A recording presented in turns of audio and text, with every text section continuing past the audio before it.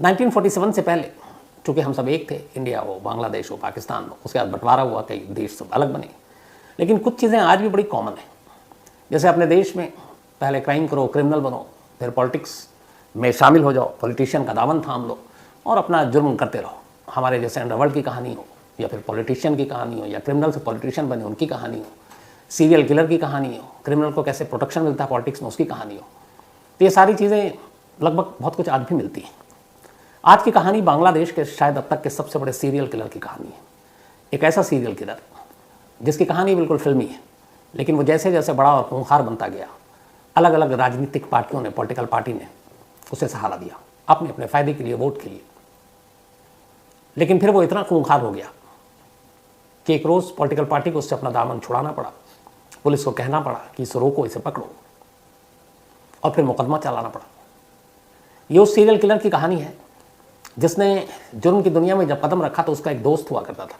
धीरे धीरे वो दोस्त उसका बॉडीगार्ड बन गया। बरसों, न मालूम कितने ही कत्ल उसके इशारे पर किए, न मालूम कितने ही कत्ल में वो उसके साथ रहा।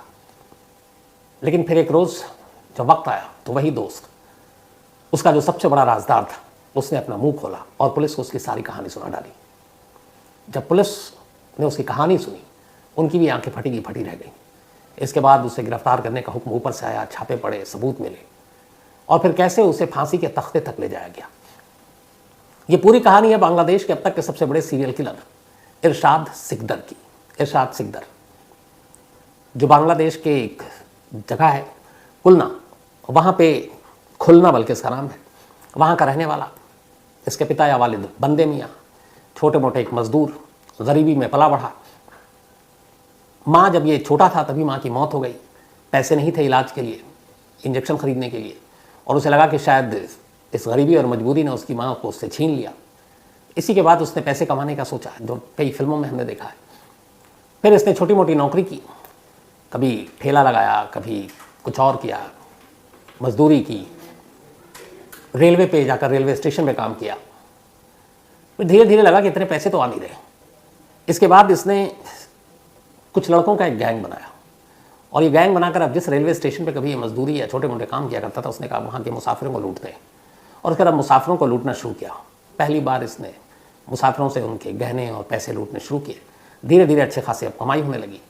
अब इसने और लड़कों को शामिल करना शुरू किया, और उन्हीं में एक लड़का मिला इसे, नूर, इसका सबसे भरोसेमंद साथी। अब लड़कों का गैंग बन चुका था, चोरी होनी शुरू हो गई, पुलिस के पास कंप्लेंट जाने लगी, और धीरे धीरे इस गैंग का नाम रंगा चोर, खुलना में पूरे रंगा चोर के नाम से ये लोग कुख्यात या मशहूर होते गए। रंगा चोर अब चोरी चोरी कर रहा था सब कुछ, लेकिन जो इरशाद सिकदर था उसकी सोच कुछ और थी, उसे करना कुछ और था। उसे बहुत सारे पैसे चाहिए थे। उसने कहा ये छोटी मोटी चोरियों से कब तक ज़िंदगी चलेगी, कुछ और बड़ा करते हैं। इसी के बाद उसने कुछ और लड़कों को अपने गैंग में शामिल किया, और अब ये बड़े बड़े वारदात, डकैती और इन सारी चीज़ों को अंजाम देने लगे।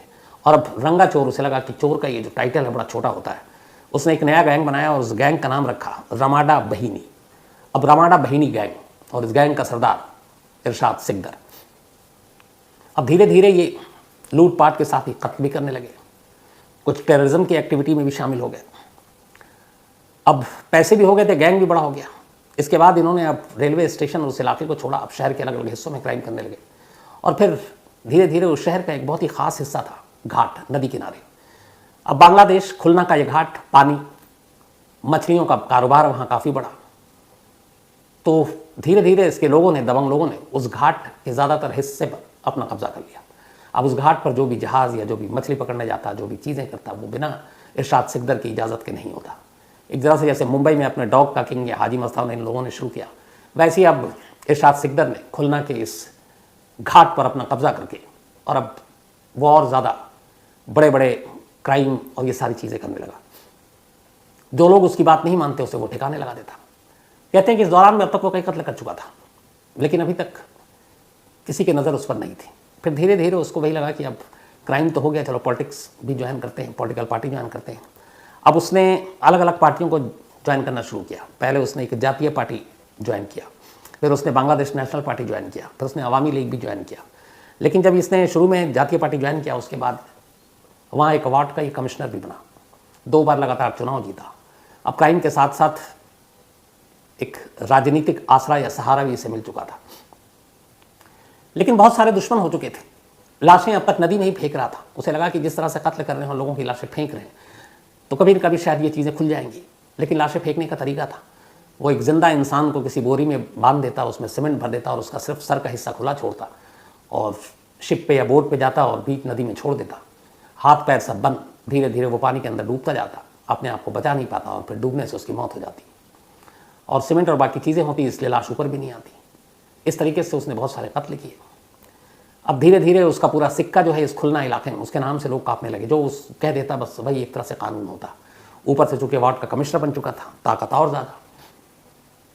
सब कुछ ठीक चल रहा था। इस दौरान में उसने अलग अलग 6 औरतों से शादी की, कुल 6 शादियाँ की उसने।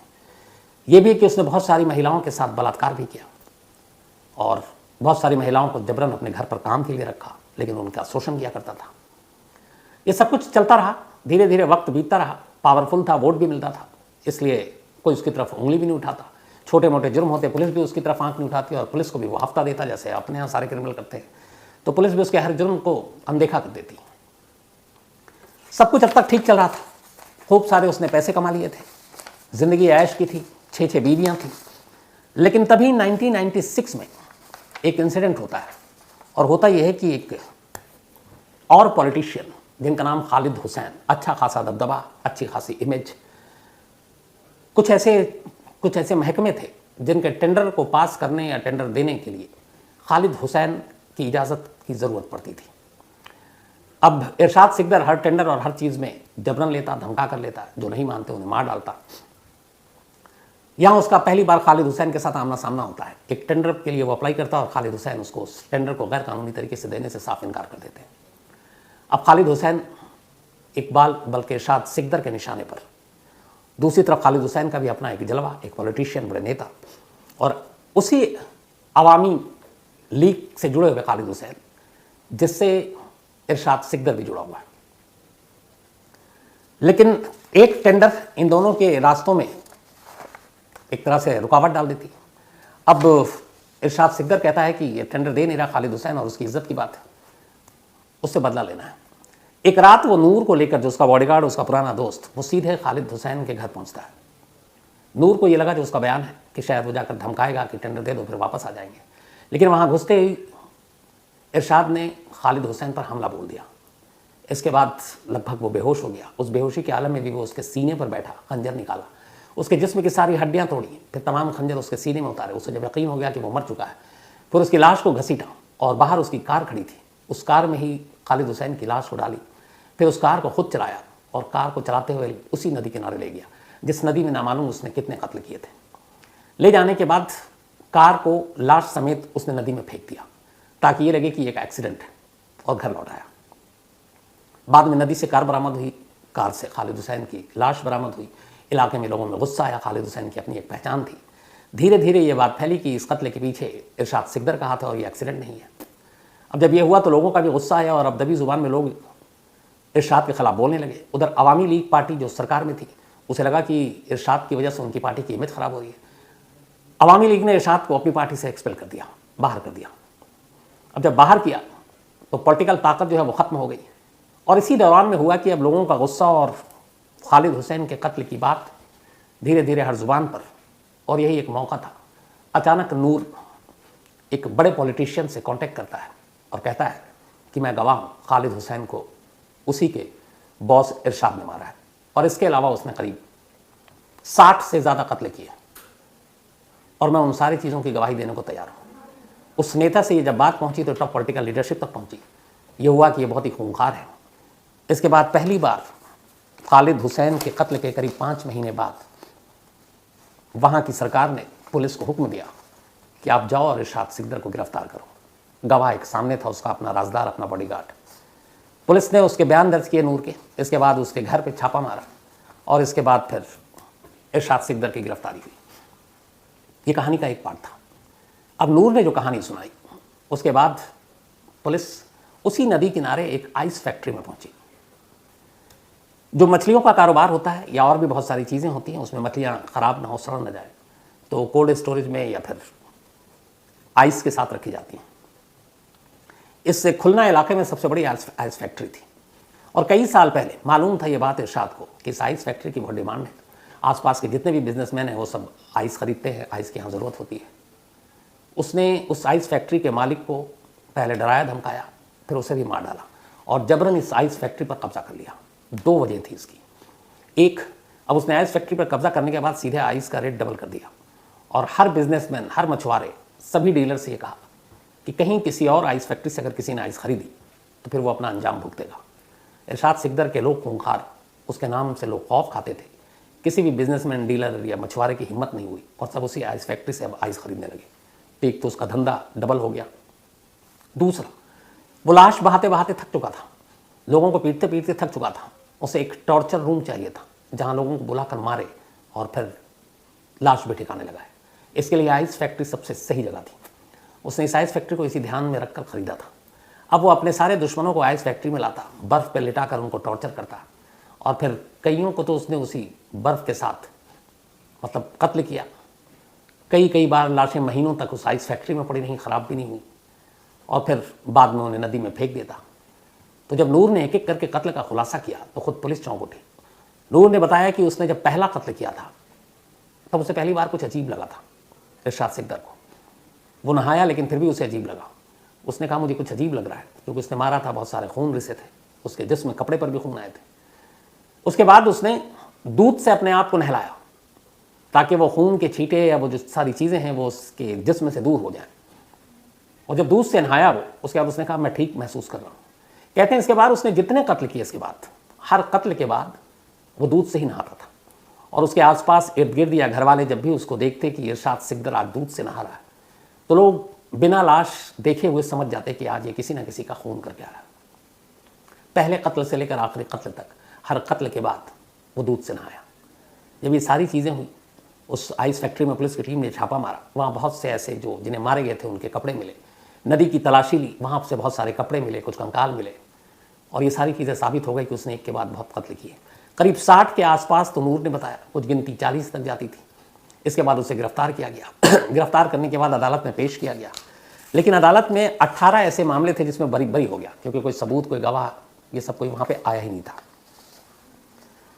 लेकिन एक मामला, यही खालिद हुसैन का जो था, खालिद हुसैन के मामले में अदालत ने उसको दोषी ठहराया और चूंकि नूर उसका गवाह था और लाश बरामद हो चुकी थी, विटनेस आखिरी देखे गए थे जो वो घर तक गया था, तो इसीलिए लोअर कोर्ट ने बाकी 18 मामलों में तो इरशाद सिकदर को बरी किया, लेकिन खालिद हुसैन एक पॉलिटिशियन के कत्ल के इल्ज़ाम में उसको गुनहगार ठहराया और सजाए मौत दे दी।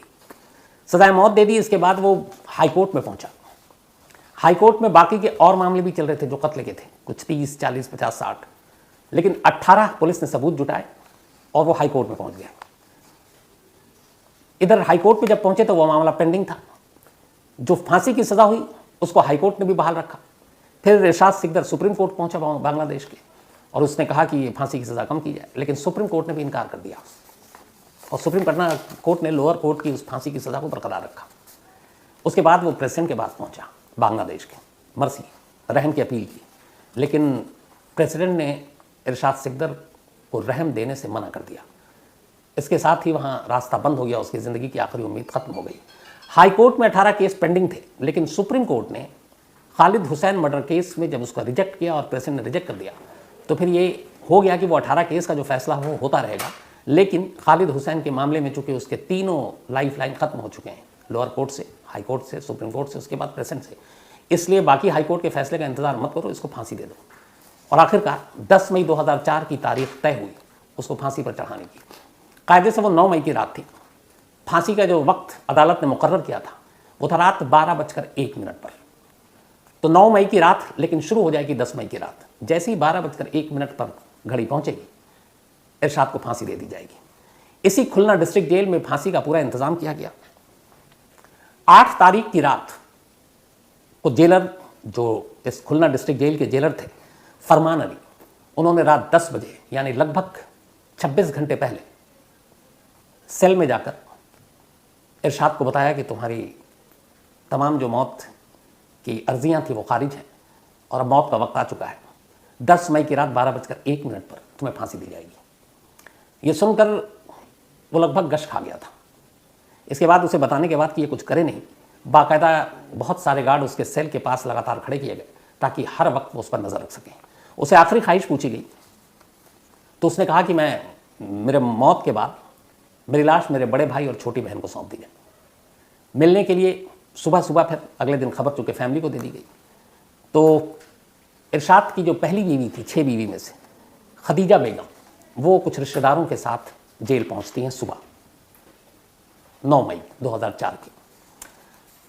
अब वो रहता था अपनी बाकी बीवियों के साथ, खदीजा के साथ बहुत दिनों से उसका रिश्ता था नहीं, लेकिन खदीजा पहली बीवी थी, वो मिलने आई, वो उससे मिला, लेकिन मिलने के साथ नाराज़गी भी जताई और उसने कहा कि शायद तुम ही वो वजह हो जिसकी वजह से मेरी फांसी होने जा रही है। तुमने मेरी पर्सी, मेरी रहम की अपील प्रेसिडेंट के सामने ढंग से नहीं रखी, अगर ढंग से रखती तो शायद मुझे मौत से बचाया जा सकता था। तो अपनी पहली बीवी से उसने नाराज़गी जताई और कहा कि मेरी मौत के बाद मेरी लाश पर तुम्हारा कोई हक नहीं है, मेरी लाश जो है मेरे बड़े भाई और मेरी छोटी बहन को दे देना। ये कहकर वहाँ से वो निकल गया, जेल के अंदर चला गया। पहली बीवी के जाने के बाद अब दूसरी बीवी बाकी रिश्तेदार और बच्चों के साथ जेल पहुँचती है। इरशाद को खबर दी जाती है कि तुम्हारी दूसरी बीवी और बाकी रिश्तेदार आए, लेकिन वो फिर बाकी किसी और से मिलने से साफ इनकार कर देता है। सिर्फ अपनी पहली बीवी खदीजा से मिला, दूसरी से और बाकी रिश्तेदारों से नहीं मिला।